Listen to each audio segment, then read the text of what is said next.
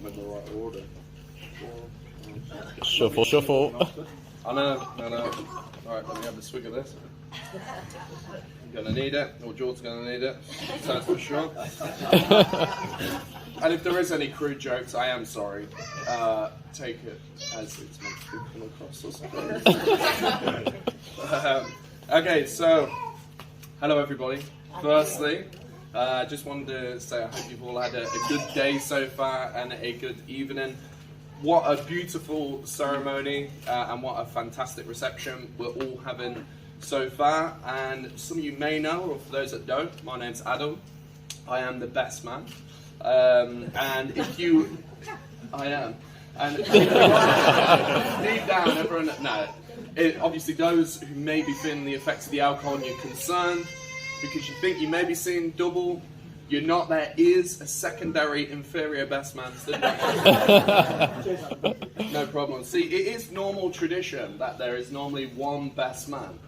It's definitely me. But obviously, Jordan could have been between us, Tom. Probably because we're both so great. So cheers, pal. And what happened was, about roughly a month ago, I get a call out of the blue from Tom, and he's like, Adam, we need to get started on this speech. And I'm like, chill out, Tom. We have ages of time. We have a month. Plenty of time, we'll do it later on. Anyway, guess about 7 days ago, I get a frantic call from Tom, and he's like, Adam, we need to make a start on the speech. And I'm like, alright, Tom, 7 days, that's probably alright, about enough time. So I'm like, come over, Tom, and we'll do the speech in one evening. We're naturals, we'll smash it. But what did you go and do, Tom? Well, we didn't do the speech. So why? We got beers and ordered pizza instead. Yeah, and we watched an Oasis documentary. We did, yeah. It was a great night. So anyway, it got to about 11 o'clock last night, and we were like, seriously, we need to do this speech. And so what did we do, Tom? Oh, we did, and we wrote it this morning. We did write it this morning. The thing is, right, is myself and Tom have never done this type of speaking before, so you don't know what to do, you don't know how it's all structured, right? So what do? You head onto Google, you do a little bit of searching, you look for some advice, have a little bit of a nose through your crude internet history, my friend. And yours is crystal clear. Yeah, a bit dodgy, Anyway, we came across this fantastic piece of advice, and that's a good best man speech should last no longer than it takes for the groom to make love. And with that, we'd like to raise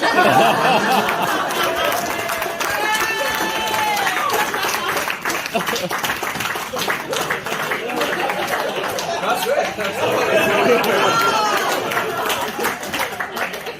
Obviously,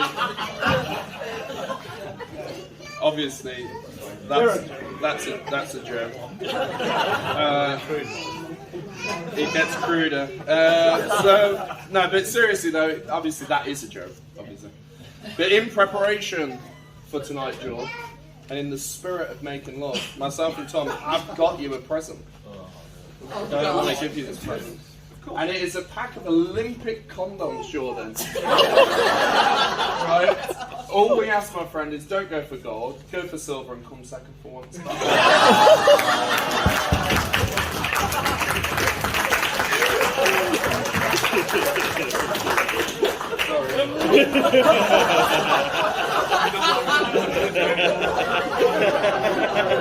so glad I got this wrong. Okay, see, we hadn't realised up until recently how late we were going to be speaking. I thought like 2 o'clock, half plus the time. 6 o'clock. We started our first beers at 10:30. That's a substantial amount of drinking time. And me and Tom are petrified of two things happening. The first thing was that we were going to have way too much Dutch courage, and there's the risk of either me offending someone or Tom crying mid-speech. So that was the first. You have done all right. The second thing I was worried about is that 6 o'clock. If Jordan's stag do is anything to go by, I'm surprised it's not past your bedtime. I thought there's a serious chance that you'd be in bed, tucked up. It's been a stressful day for you, watching Deathly Hallows Part 2, enjoying a holiday. Honestly, God, so well done for staying awake, pal. And obviously, in times like this, in these speeches, there are formalities which need to be said. So, Tom, do you want to start the formalities? So, without further ado, I just want to second what Adam said earlier on. What a fantastic day we've had so far. I'm sure everybody here will agree. It's obvious to see that a severe amount of planning has gone into today to make it such a special occasion, and we're so glad to be part of it. So thank you very much for that, Nat and Jordan. We'd like you to join us in a round of applause to those that have spent months planning this incredible day.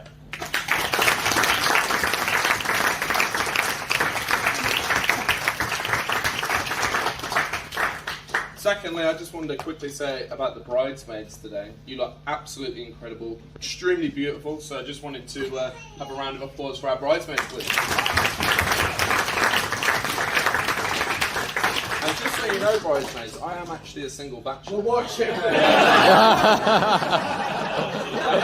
I came here today with my sister. So if you want my number, you can always grab it afterwards. And thirdly, Tom.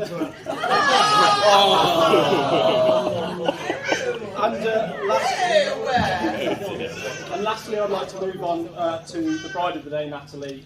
What can we say? You look absolutely stunning today. I think everybody will agree with that as well. So we'd like a round of applause for the bride today as well.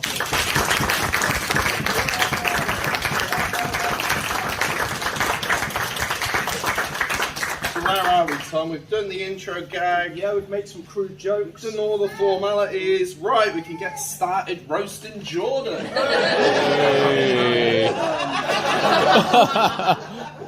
man speech. Oh, best man speech. Sorry, it's called a best man speech. Do you want to start? Oh, no, I certainly will. So, I met Jordan at President Kennedy School back in 2004, and wow, times have changed. Yes, gone are days of short, gelled, spiky hair, Adidas tracksuits, gold sovereign rings, and the supporting of Manchester United, which I'm sorry about, and it's probably a good thing that they're not actually supported at the moment by us. Oh god, that didn't go down well, did it?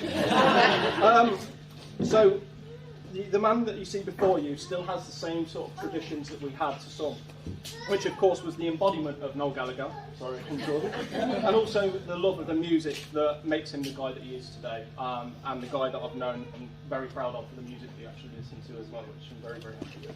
So me and Jordan were always destined to be best friends from birth because I've always lived next to one set of his grandparents, right? But one of my first memories of Jordan, even though I think yours is a little bit earlier than mine, one of my first ones is we were in the garden and Jordan was teaching me how to save penalty shootouts. And for those who don't know, Jordan was actually a fantastic goalkeeper and an avid football player. Some might say no pun intended. He was one of the best football players President Kennedy ever produced. Unfortunately, though, Jordan had to retire early from his football career because he had a rare medical condition which made his foot grow backwards, right?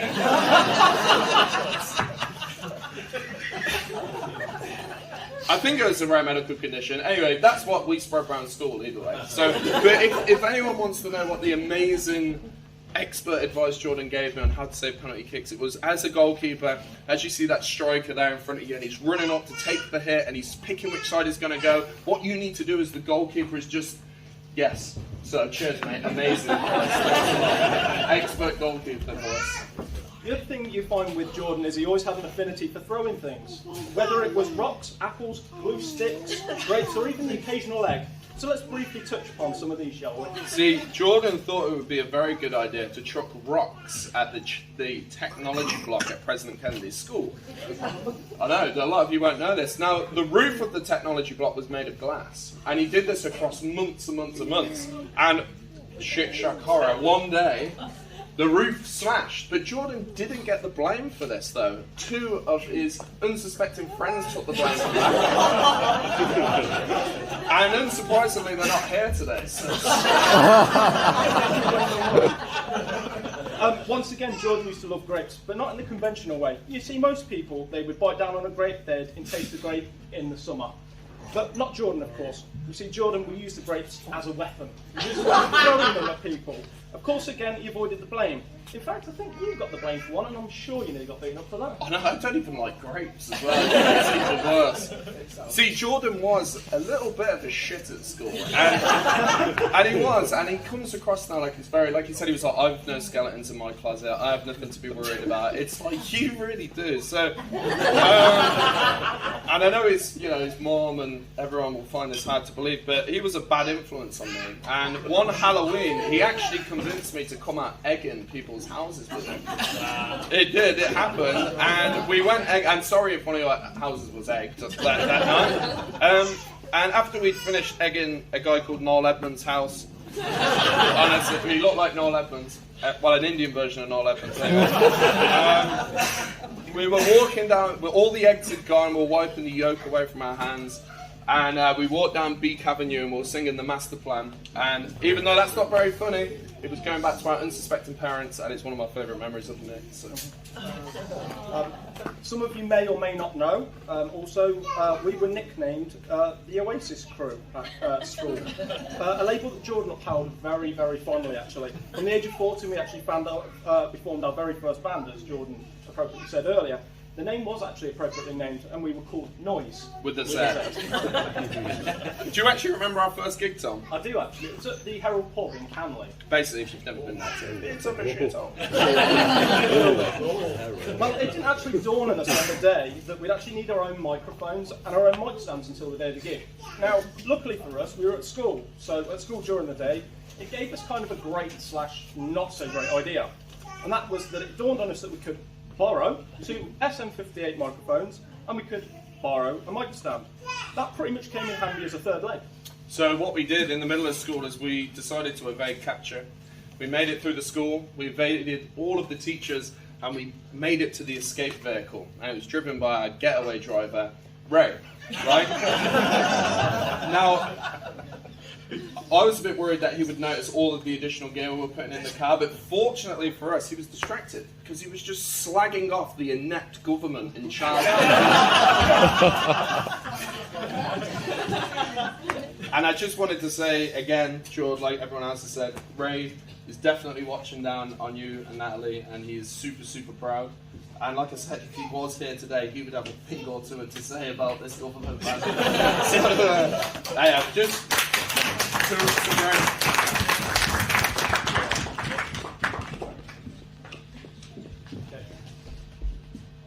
Over the years, we've done a lot of gigs together. There's probably too many memories to put into one speech, but here's a quick rundown. Well, here's 2 quick ones. So me and Jordan went through a phase of playing acoustic gigs, and for some reason we decided to play the Litten Tree, also a bit of a shit up. Right? And we're playing this gig, and then halfway through this gig, Jordan is basically, there's 2 sort of homeless crackhead type people, and they're obsessed with Jordan's hair.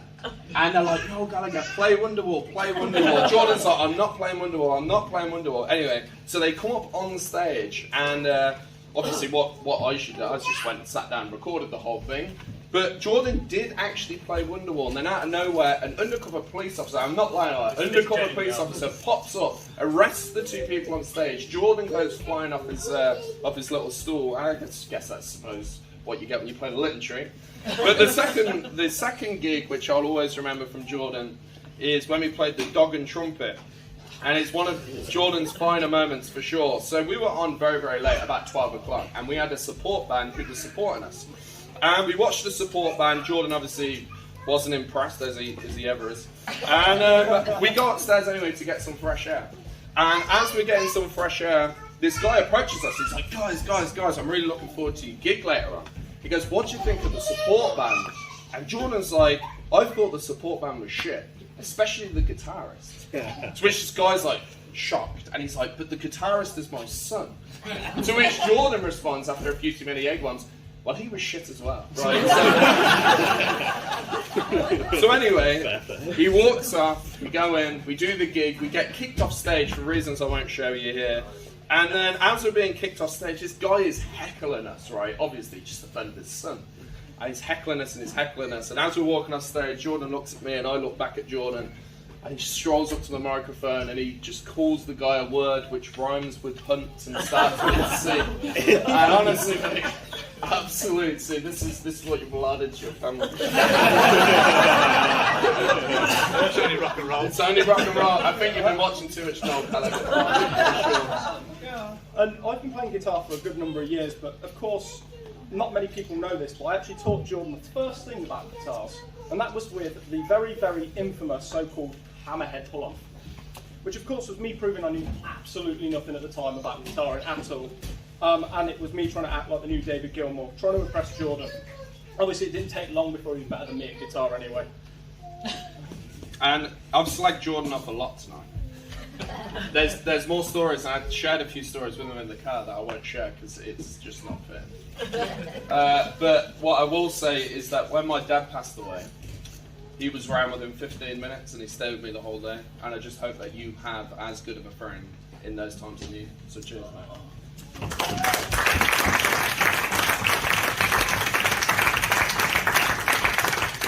Now I want to move on to one of the first times that I recall that Jordan met Natalie. It was after the Goalkeeper festival, and there was a fair going on just afterwards. And we were stood waiting for Nat and Savannah to turn up. Jordan was stood there in his denim jacket, looking suave, looking cool, trying to keep himself composed. And Savannah and Natalie turn up at this point, and Jordan's like, okay, be cool, be cool.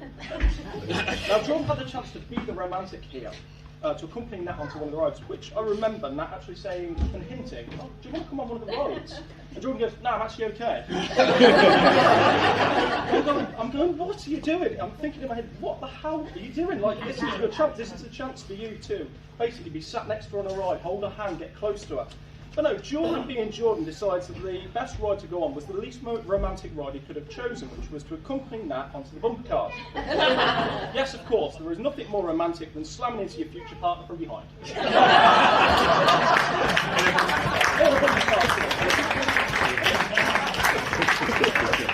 Unfortunately, there is some bad news though, Nat.